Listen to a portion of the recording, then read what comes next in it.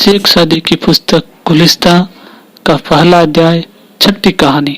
बा रहयत सुलह कुन वजे जंगे खस्म एमन नशी जहाँ की शाहनशाही आदिल रा रायत लश्कर अस्त, यानी प्रजा के साथ मेल करके शत्रु से लड़ना चाहिए। प्रजापालक राजा की प्रजा सेना के बराबर ही है। कहते हैं कि ईरान के बादशाहों में एक ऐसा बादशाह हुआ था जो अपनी प्रजा के धन माल को जबरदस्ती छीन लिया करता और उस पर जोर जुल्म किया करता था। इसके बारंबार अन्याय करने से लाचार होकर लोग उसके राज्य को छोड़कर अन्य राज्यों में जा बसे।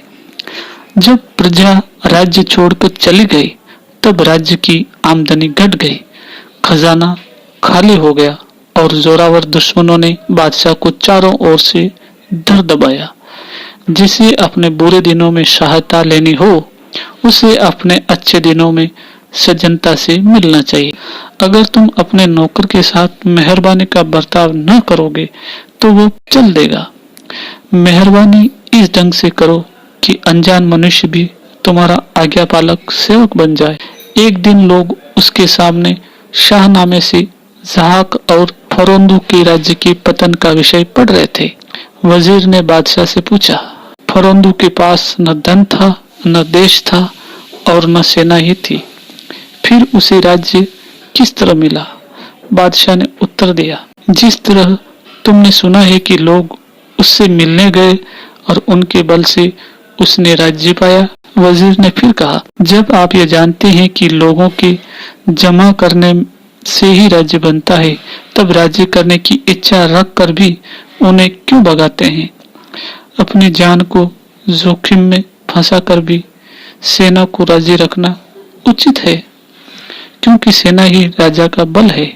बादशाह ने पूछा, सेना और प्रजा को इकट्ठा करने के लिए क्या तदबीर करनी चाहिए? वजीर ने जवाब दिया, बादशाह का इंसाफी होना जरूरी है, जिससे लोग उसके पास आवे, और साथ ही दयालु होना भी उचित है कि जिससे लोग उसकी शरण में आकर सुख शांति भोगे। लेकिन आप में इनमें से एक भी गुण नहीं है।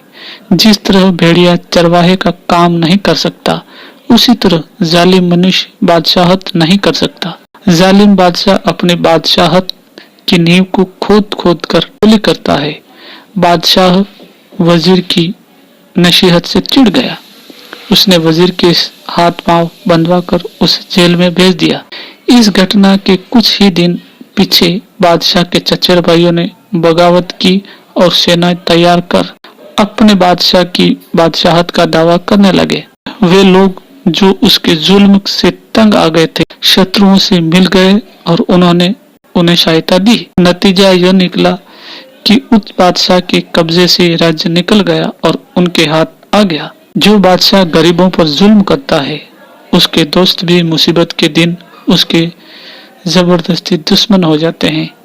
अपनी रैयत के साथ अच्छा सलूक करो और अपने दुश्मन के हमले से बेखटके होकर बैठे रहो, क्योंकि इंसाफी बादशाह की रैयत ही उसकी फौज है। शिक्षा, इस कहानी का खुलासा यह है कि जो राजा प्रजावत्सल और न्यायप्रिय होते हैं, अपनी प्रजा के दुख को और उसके सुख को अपना सुख समझते हैं, रात दिन प्रजा की भलाई की चिंता में ही लगे रहते हैं, उनका राज्य अटल रहता है। हजार हजार बलशाली शत्रु भी उनकी ओर आंख उठाकर नहीं देख सकते, किंतु जो राजा प्रजा को दुख देते हैं, उस पर अत्याचार करते हैं, उसका धन माल और जायदाद जबरदस्ती छीन लेते हैं, उन राजाओं से प्रजा अप्रसन्न हो जाती है। प्रजा के अप्रसन्न रहने से राज्य की नींव ढीली हो जाती है, क्योंकि प्रजा से ही राजा का राज्य है। यदि प्रजा न हो तो राज्य कैसा? प्रजा को नाराज करके जोर से राज्य करने वाले राज्य बादल की छाया या बालू की बीत के समान है। कहानी समाप्त।